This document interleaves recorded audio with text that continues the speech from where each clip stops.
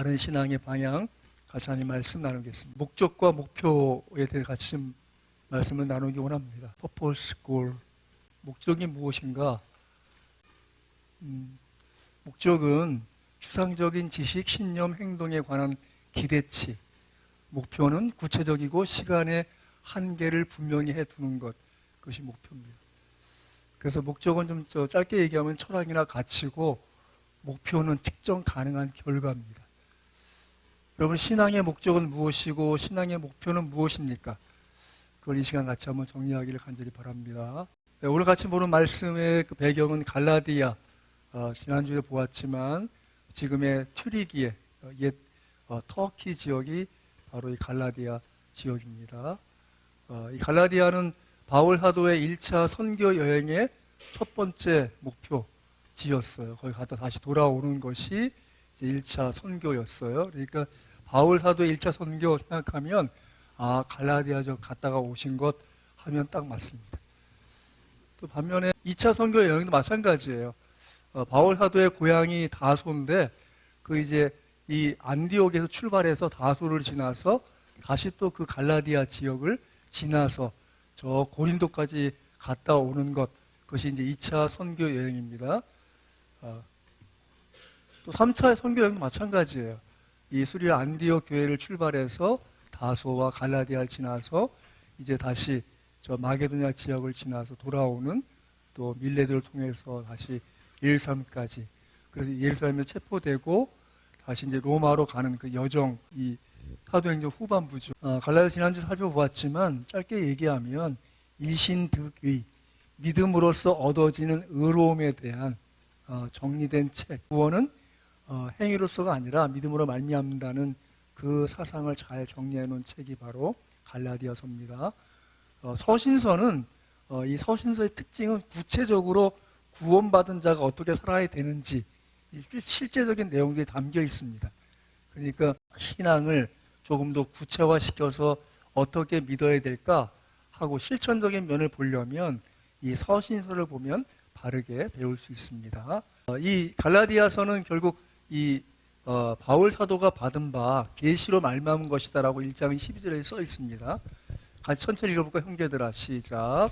형제들아, 내가 너희에게 알게 하노니 내가 전한 복음은 사람의 뜻을 따라 된 것이 아니니라.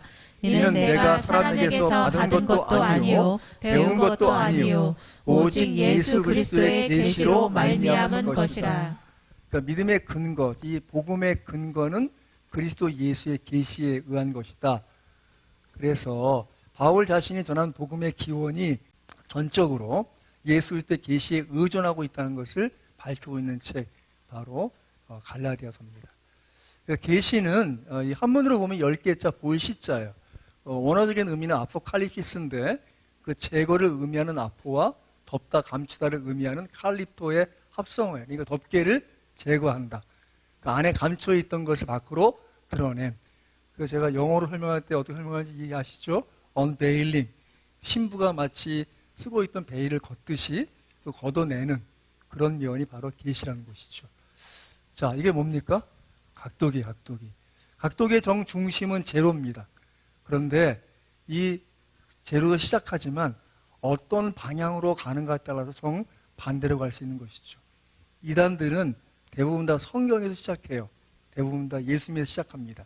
하지만 결국은 자신들의 가르침을 따르는 새로운 경전이나 또 자신들의 가르침의 주체가 되는 교주를 따라가기 때문에 신앙과 점점 달라지는 것이죠. 그래서 이단이라는 말의 용어 뜻도 그렇죠. 달을 이자 끝단자, 이단. 결국 끝이 다른 것이죠. 오늘 갈라디아서도 역시 행위를 강조하고 율법을 강조했던 이단들에 대해서 그것이 다른 복음이고 바른 복음은 예수 그리스도의 계시에 의존한 사도 바울이 전한 복음이다 라고 가르치고 있는 것이죠. 믿음의 세 단계가 있습니다.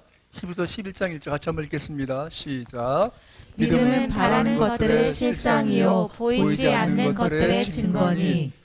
첫 번째 단계, 마태복음 16장 10절 있습니다. 시작. 주는 그리스도시요 살아계신 하나님의 아들이시니이다. 믿음의 첫 번째 단계는 바로 시인하는 것입니다. 그렇구나 라고 동의하고 그 진리에 대해서 이해하고 받아들이는 것.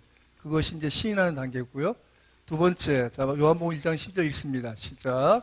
영접하는 자 곧 그 이름을 믿는 자들에게는 하나님의 자녀가 되는 권세를 주셨으니. 믿음의 두 번째 단계는 영접하는 것이 받아들이는 것. 그것이 이제 믿음의 두 번째 단계고요. 세 번째 단계. 자, 요한복음 10장 1절 읽습니다. 시작.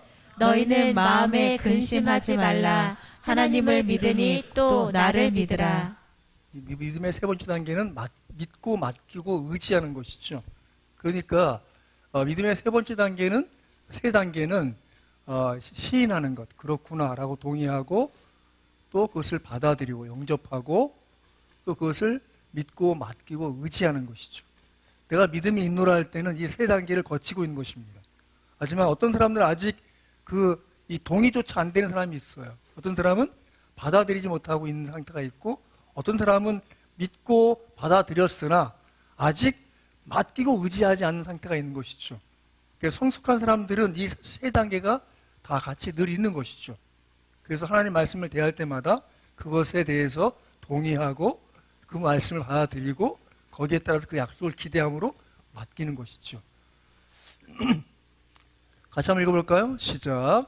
믿음이 없이는 하나님을 기쁘시게 하지 못하나니 하나님께 나가는 자는 반드시 그가 계신 것과 또한 그가 자기를 찾는 자들에게 상 주시는 이심을 믿어야 할지니라. 아멘. 그래서 그런 믿음을 가지고 있다면 하나님이 반드시 그분이 계신 것, 또 그분이 당신을 찾고 구하는 자에게 상 주는 이심을 믿는 것이죠. 여러분의 믿음의 단계를 생각해 볼 때 하나님께 무엇을 바라든 항상 믿음은 그분이 계신 것, 또 그분을 찾고 구하는 자에게 상 주는 이심을 믿음으로써 나아가게 되는 것입니다. 그래서 다른 복음은 없습니다. 다른 복음은 없어요. 그리스도 예수만이 참된 복음이고 다른 복음을 전하면 저주를 받는 것이죠. 갈라디아서 오늘 같이 읽은 말씀 4장 10에서 20절을 정리해 보면 10에서 15절은 갈라디아 교인들이 보였던 자신에 대한 뜨거운 사랑을 상기시킵니다. 같이 보겠습니다. 자, 12절부터 15절. 그래서 12절 보면 형제들아 내가 너희와 같이 되었은즉 너희도 나와 같이 되기를 구하노라. 너희가 내게 해롭게 하지 아니하였노라. 그런데 이 형제들이라는 단어가 왜 쓰였는가 하면 이 앞에서는 약간 책망하는 형태로 너희들이라고 상대적으로 얘기했는데 본질적으로 우리는 그리스도 예수 안에 한 형제됨을 다시 상기시키고 있어요. 근데 그들에게 왜 그러는가 하면 그 앞을 보시면 자 10절 11절 같이 한번 읽습니다. 시작. 너희가 날과 달과 절기와 해를 삼가 지키니 내가 너희를 위하여 수고한 것이 헛될까 두려워하노라. 이 사도 바울이 수고한 것이 헛될까 좀 아쉽다라는 정도가 아니라 두렵다고 해요. 왜 그런가 하면 바로 그 10절의 하반절에 쓰여있는 삼가 지키니, 그것은 우리 한글로 읽으면 뭐 적당히 지키는 것처럼 보이지만 이 원어적인 의미로 보면 굳게 지킨다고 되어 있어요. 굳게 지키니. 그러니까 예수 그리스도의 복음을 믿으면서도 여전히 안식일을 토요일을 지키고 또 그 중요한 달들을 지키고 절기를 지키고 해를 지키면서 자신들의 행위가 의롭게 되는 쪽으로 나아가고 있는 것에 대해서 그들은 굳세게 하고 있단 말이죠. 그러면 예수 그리스도를 통해서 얻어진 참된 자유와 안식은 저버리고 그들이 행위로서 완벽해지기 위해 사는 것을 때문에 얻어지는 안식을 추구하고자 하는 것을 볼 때 사도 바울은 내가 수고한 것이 헛되고 있구나, 정말 두렵다라고 느끼고 있다는 것이죠. 그런데 그 상태조차도 그들에게 일깨워준 것은 무엇인가 하면 형제들아 라고 따라합시다. 우리 모두는 하나님의 자녀로 형제와 자녀입니다. 본질적으로 내가 이 사람을 그리스도 예수 믿게 한 거 아니에요. 정확히 말하면 하나님이 택하시고 불러주셔서 우리로 한 형제와 자매되게 내 곁에 주신 사람들, 이것을 지금 상기시키고 있는 거예요. 우리가 서로를 대할 때 저는 예수 믿고 참 감사한 것이 다른 것보다 내가 뭐 아이로부터 노인에게까지 혹은 장애가 있든 없든 또 빈부격차를 남녀노소를 다 허물어서 한 영혼으로 설 수 있다는 게 너무 감사해요. 여러분, 영혼의 무게를 생각해 볼 때 노인의 영혼의 무게가 무겁겠습니까? 아이의 영혼의 무게가 무겁겠습니까? 장애인이 있어서 장애인이기 때문에 영혼의 무게 무겁습니까? 비장애인이라 영혼의 무게 가볍습니까? 그렇지 않죠. 다 똑같은 하나의 영혼의 무게로 그리스도 예수의 십자가의 보혈의 피에 그 용서를 받고 하나님의 자녀로 거듭난 줄 믿습니다.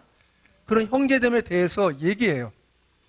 그래서 13절에 보면 내가 처음에 육체의 약함으로 말미암아 너희에게 복음을 전한 것이 너희가 아는 바라. 이 사도행전 16장에 가면 이제 갈라디아 지역에 가서 전도를 할 때 그에게 아마도 이미 이 밤빌리아 지역에서 당한 어려움 때문에 외상을 입었던지 혹은 예를 들면 15절 하반절에 보면 너희가 할 수만 있었더라면 너희 눈이라도 빼어 나에게 주었으리라. 아마도 보기에 눈에 뭔가 이상이 있는, 딱 외모적으로 저거 좀 이상한 사람인데? 라고 싶은. 그래서 추측하기는 안질이 심해서 아마 이 폭행당한 그 이후에 안질이 심해진 그런 상태에서 외형적으로 좀 문제가 있는 것처럼 보이는 그런 육체적 약함이 그에게 있었단 말이죠. 그런데 그것에도 불구하고 그들이 어떻게 대했는가 하면 14절 보면 오직 나를 하나님의 천사와 같이 또는 그리스도 예수와 같이 영접하였도다라고 되어 있어요. 여러분, 하나님이 세우신 권위에 대해서 존중하는 것이 마땅합니다.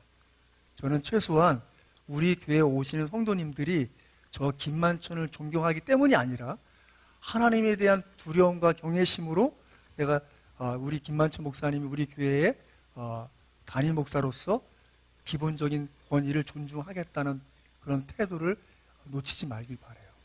제가 가끔 조금 고마우신 분들은 제가 주일날 사무실에 있는데 와서 인사하시는 분들, 목사님 안녕하세요, 저 왔어요. 그분에게는 그분은 하나님에 대한 존경이 있다고 봐요. 용서하세요? 인사하시는 분 저를 무시한다고 생각하는 것이 아니라 기본적으로 존중하느냐 안 하느냐의 차이예요. 집에서 자녀가 들어왔는데 자녀가 부모에게 와서 인사를 하는 것이 부모에 대한 권위를 존중하는 태도가 있는 것이죠. 그런데 거꾸로 부모가 찾아가서 왔니? 라고 하면 그 아이에게는 아직 존중하는 태도가 없는 것이죠. 저는 여러분들이 다 용서하세요. 제가 존경받고자 하는 게 아닙니다.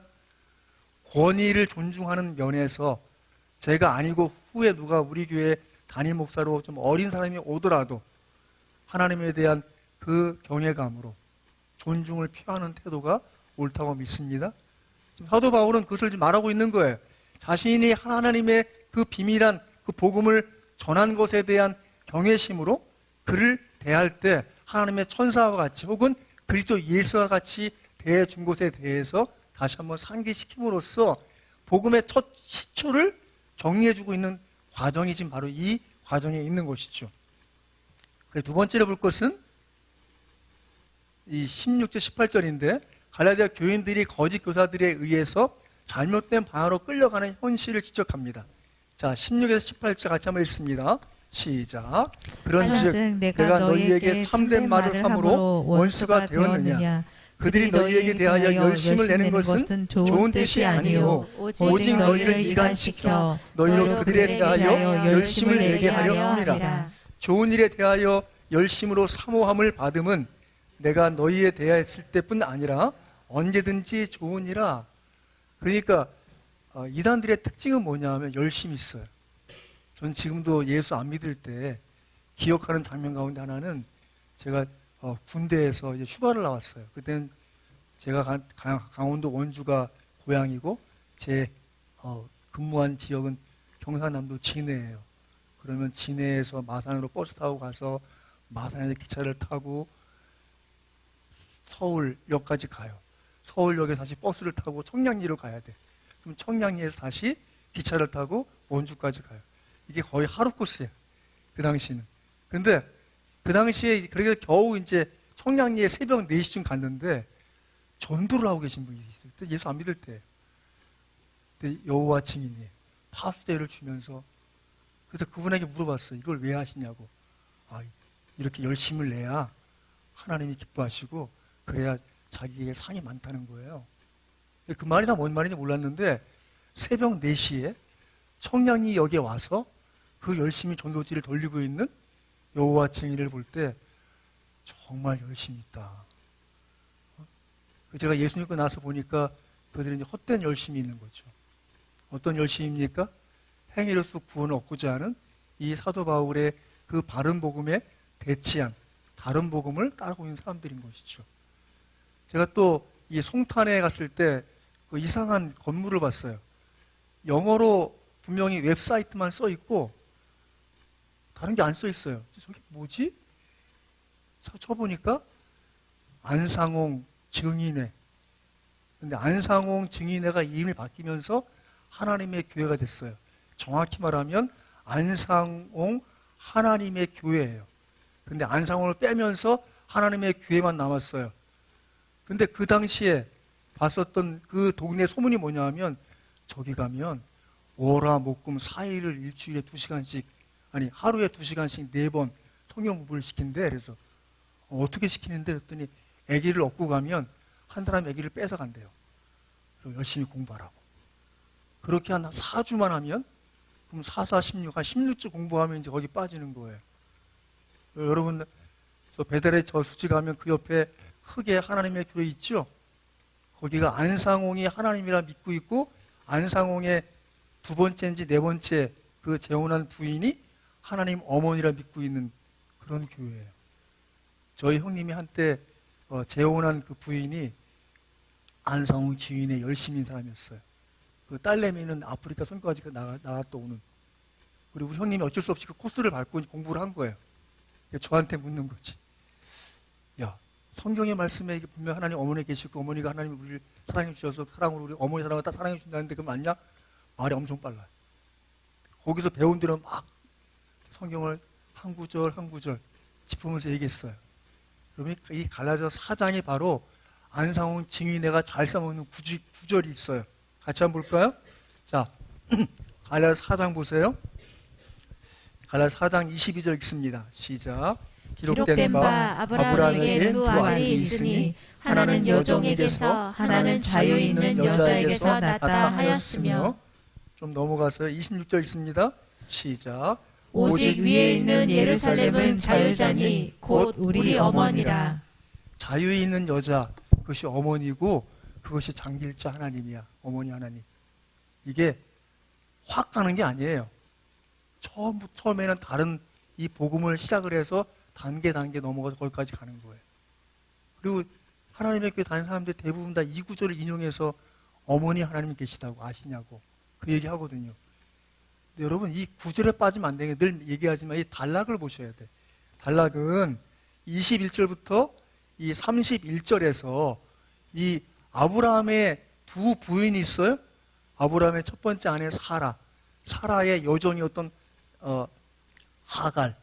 그러니까 종의 자녀인 그 이스마엘과 바로 사라의 아들 이삭과 그 차이를 설명하는 거예요. 본질적인 복음과 율법의 대비를 하면서 은혜와 그 율법을 대비하는 관계로 설명할 때 바로 자유자의 아들은 이삭은 은혜를 상징하고 종의 아들은 바로 율법을 상징하는 그 관계에 설명하고 있는 내용인 것인데 이 구절 그대로 얘기를 한단 말이죠. 헛된 열심을 내게 합니다. 어쨌든 우리 형님이 열심히 간 6개월 코스를 다 밟고 드디어 이제 어머니 하나님 만나러 저 충청도 어디 그 안상홍네 고향에 뭐 또 크게 지어놓은 데가 있대요. 갔더니 한 10,000명 정도 모였는데 어머님 하나님이 등장하십니다. 했더니 하얀 한복을 입고 한 여인이 저 머리에 들어오는데 앉아있는 사람이 전부 다 어머니! 하면서 울더라는 거예요. 우리 형님은 눈물은 안 나는데 이 사람들이 다 미쳤구나. 제가 이제 우리 형님한테 성경 구절을 차근차근 설명하면서 얘기했더니 그치? 아니지? 어머니 하나님 없는 거지 그치? 맞지? 아 그러니까 내가 말이야 아니면 아리까리 하더라고 이러면서 결국은 이제 거기서 빠져나오셨고 이제 어쨌든 행복하게 잘 살고 있습니다. 제가 말씀드리고 싶은 것은 이단들은 다른 열심을 내게 돼요. 다른 열심을 내게 해서 하나님의 이 복음의 참된 자유를 누리지 못하는 그런 상태로 나가게 한단 말이죠. 자, 그래서 그 다음 자, 갈라디아 19, 20절에서는 갈라디아 교인들의 신앙이 바르게 회복되기를 간절히 호소하고 있습니다. 자, 19, 20절 있습니다. 시작. 나의 자녀들아 너희 속에 그리스도의 형상을 이루기까지 다시 너희를 위하여 해산하는 수고를 하노니 내가 이제라도 너희와 함께 있어 내 언성을 높이려 함은 너희에 대하여 의욕이 있음이라.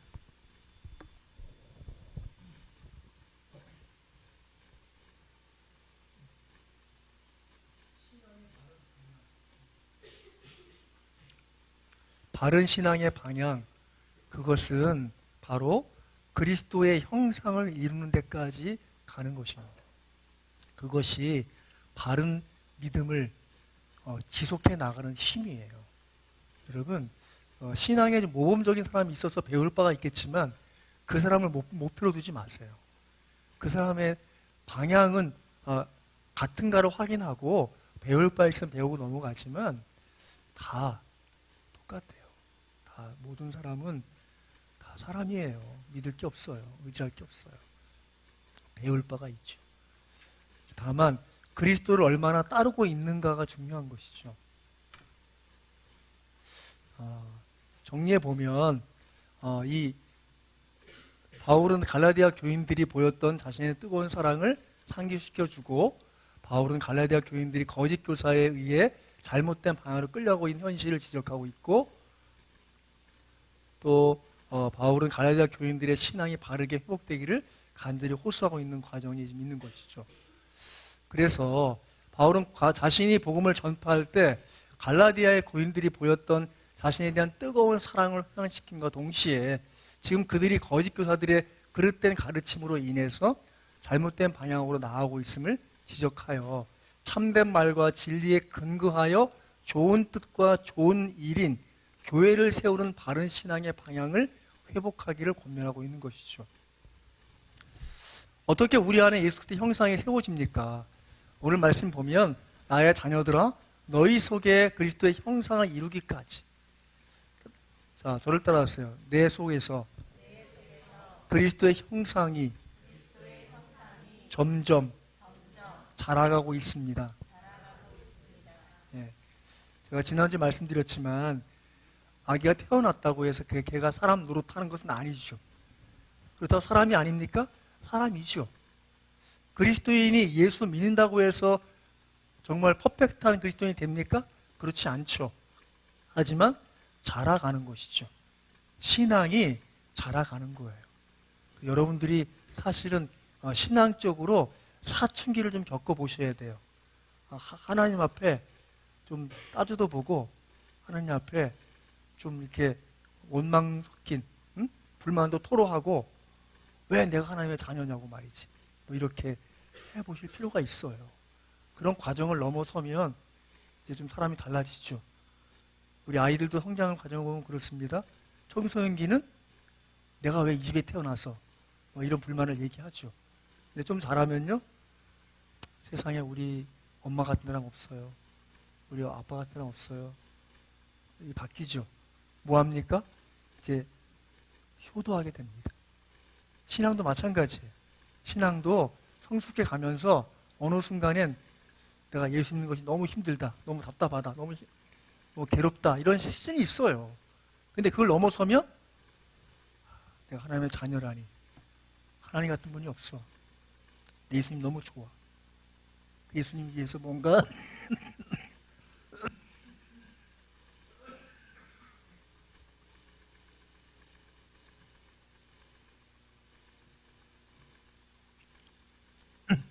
이제 신앙이 성숙해 가면서 예수님을 닮아가고 싶고 예수님을 따라가고 싶고 예수님의 가르침에 더 충실하고 싶은 신앙적 결단이 생기기 시작하는 것이죠.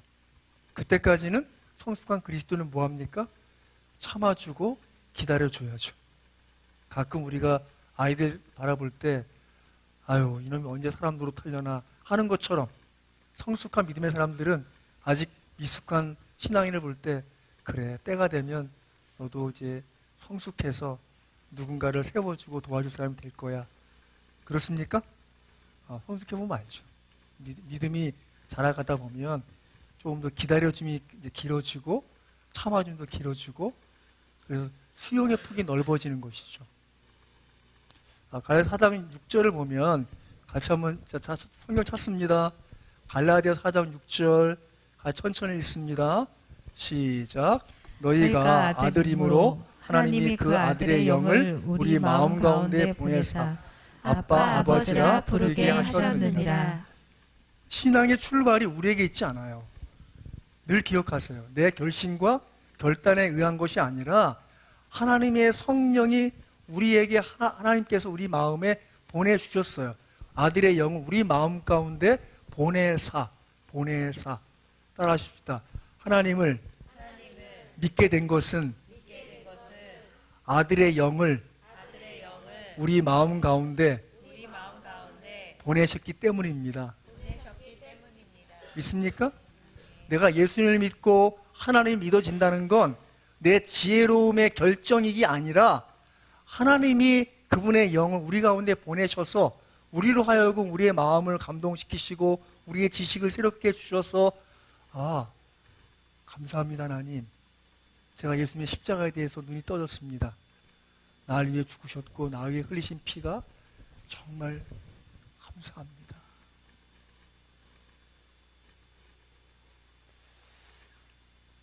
그제 목장 예배에서 지나간 얘기가 떠오른 일이 생각났어요.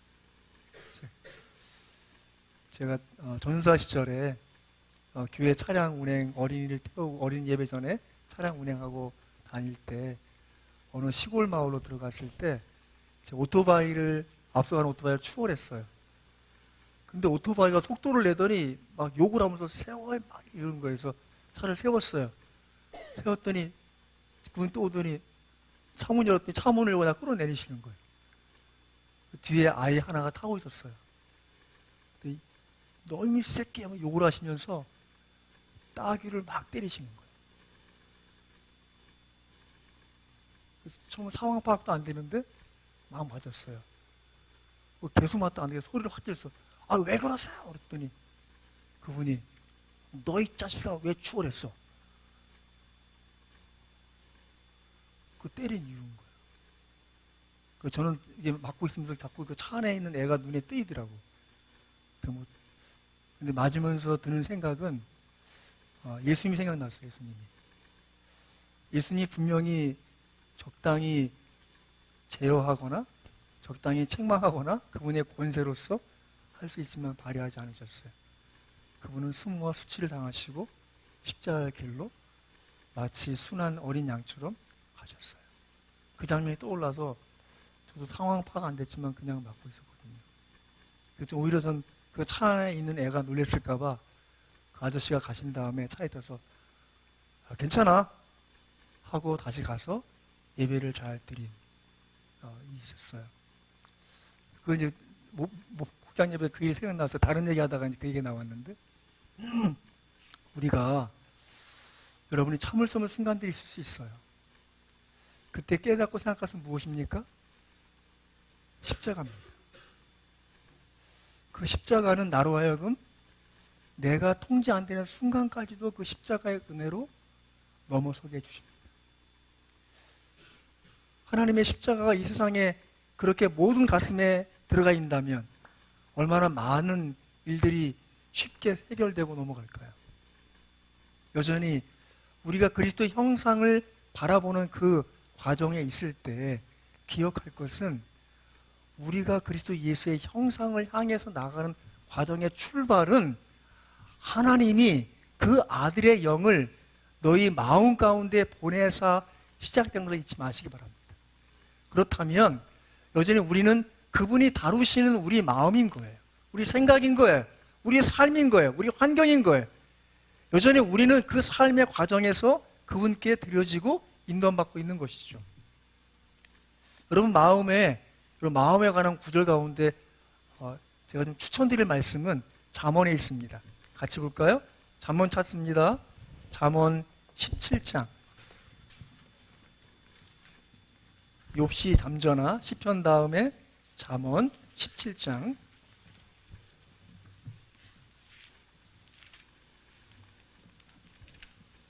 자, 잠언 17장 3절 다 찾았으면 아멘. 같이 천천히 읽습니다. 잠언 17장 3절 시작. 도가니는 은을, 풀무는 금을 연단하거니와 여호와는 마음을 연단하시느니라. 도가니와 은의 관계, 풀무와 금의 관계는 어떻습니까? 붙어 있죠. 떨어질 수 없어요. 도가니가 뜨거워진다는 것은 은을 녹이는 것이고, 풀무가 뜨거워진다는 것은 금을 녹이는 것이에요.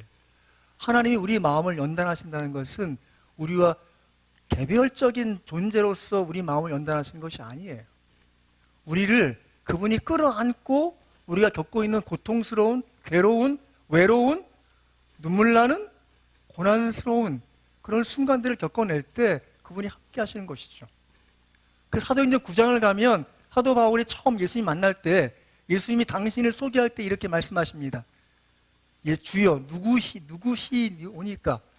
주님 누구십니까?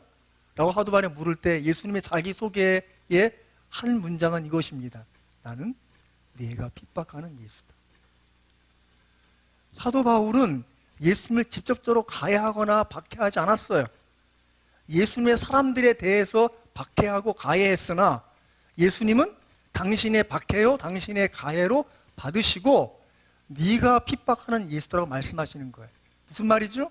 여러분, 성령이, 하나님이 그 아들의 영을 우리 마음 가운데 보내신 것은 내가 고통스러운 순간들, 괴로운 순간들, 외로운 순간들을 나 혼자 겪어내고 있는 것이 아니라 하나님이, 그리스도 예수의 영이 우리 마음 가운데 느끼고 있는 모든 것들을 함께 느끼고 계심으로써 누군가에게 나를 소개할 때, 당신과 함께 나를 소개할 때 나는 김만찬 목사와 함께 고난받는 예수다 라고 말씀하시는 것이죠.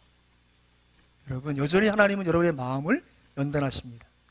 여러분의 마음에 여러 가지 고민과 생각의 번민 속에 있을 때 깨달으십시오. 그 아들의 영을 너희 마음 가운데 보내사. 우리 믿음의 출발이 그분께 있습니다. 그래서 같이 한번 읽어볼까요? 시작. 너희에게 성령을 주시고 너희 가운데서 능력을 행하시는 이의 일이 율법의 행위에서냐 혹은 듣고 믿음에서냐. 우리가 듣고 믿음으로써 출발한 그 믿음은 내 행위로서 무언가 드러낼 것이 아닌 것이죠. 그 믿음으로써 이루어진 그 모든 일에 대해서 하나님의 은혜에 대한 고백으로 드러날 수밖에 없는 것입니다. 그래서 목표와 목적을 생각해 볼 때 신앙의 목적, 신앙의 목표, 그것은 무엇입니까? 목적은 철학이나 가치를 생각할 때 우리는 주님의 형상을 목적으로 하여 나아가고 있는 것입니다. 믿습니까? 그런 과정에서 우리의 목표는 무엇입니까? 바로 교회를 세워나가는 것이죠. 나 하나의 존재가 아니라 우리가 함께 그리스도 예수의 연합된 건물로서 지어져 나가는 과정에 있는 것입니다. 그래서 같이 한번 읽어볼까요? 시작. 믿음은 우리의 삶 속에서 그리스도의 형상이 이루어질 때 하나님이 변화시켜 주시는 우리의 모습이 우리 스스로 이룰 수 있는 모습보다 훨씬 더 좋을 거라는 확신입니다. 정리하면 내가 신앙의 열심을 내서 만들어지는 나보다 하나님이 내 속에서 이 부족하고 연약하고 어리석은 나를 다루어서 그분의 형상으로 만들어가는 것이 더 의미 있고 가치로운 것입니다. 믿습니까? 그분께 나를 맡기는 것이에요. 믿음은 동의하고 시인하고 그걸 받아들이고 그것에 의해서 내 영혼도 그분께 맡겨졌음에 대해서 확신한다면 내가 무언가 열심히 해서 좀 더 거시로 또 안으로 무언가 풍성을 만들어낼 것처럼 하는 것이 아니라 그분이 나를 다루고 가고 있음에 대해서 감사함으로 순응하여 주어진 믿음의 일상을, 믿음의 걸음을 내딛어 나가는 것입니다.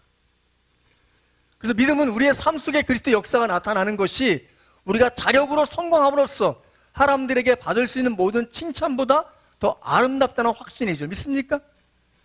내가 성취하는 것보다 그분이 내 속에서 이룬 것들을 순종함으로 받아들이고 채찍 맞는 순간이에요? 딱이 맞는 순간이에요? 하나님이 허락하심에 대해서 이해하십시오. 용서하십시오. 제가 가끔 우리 성도들을 너무 순한 믿음으로 키우고 있나?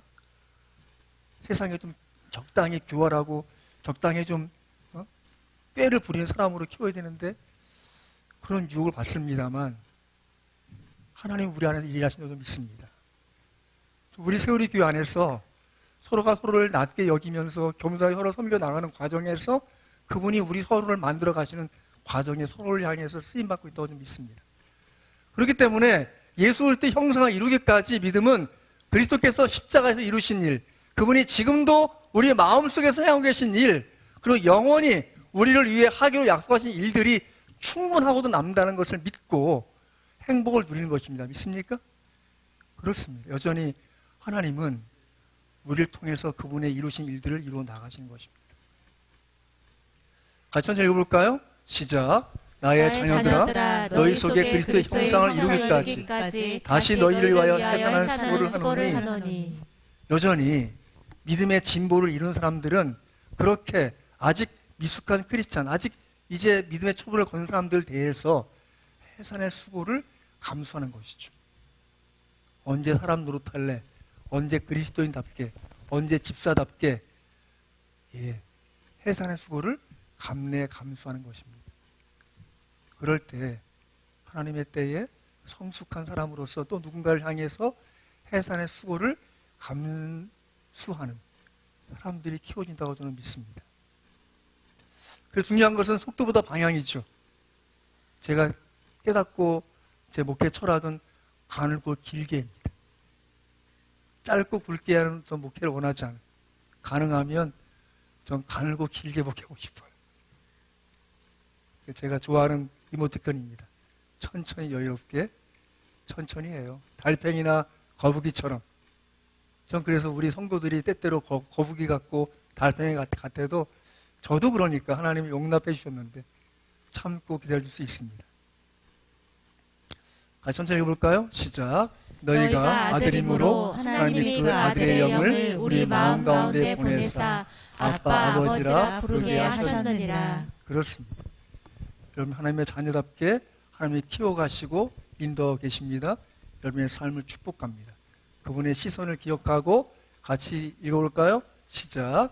너는 기도할 때에 내 골방에 들어가 문을 닫고 은밀한 중에 계신 내 아버지께 기도하라. 은밀한 중에 보시는 내 아버지께서 갚으시리라. 아멘.